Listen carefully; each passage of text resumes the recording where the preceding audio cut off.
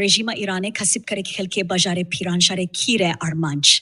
Pêka raporên belavbûyî li roja şemî 29 sermananê Çiyar Ehmetnîcad, kasîbkerê temen 42 saliyê xelkê bajarê Pîranşarê li encama tekeya rastetasta hêzên serbaziyên rejima İranê de hatiye kuştin û van hêzên hov piştî kuştina vî welatiyê Kurd, termê vî bîçî hiştîne ku piştî çendin demjimêran ji aliyê xelkê deverê ve hatiye peyda kirin.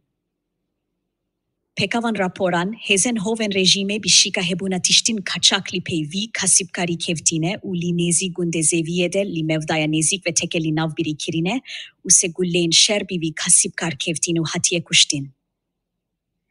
Navbirî ku bavê sê zarokan e, li dema kuştînê de tî alavan tiştek kaçak nebûye û piştî peydakirîna termî vî li hemen rojê de li demjimêrên piştî nîvro bi axê hatiye spartin.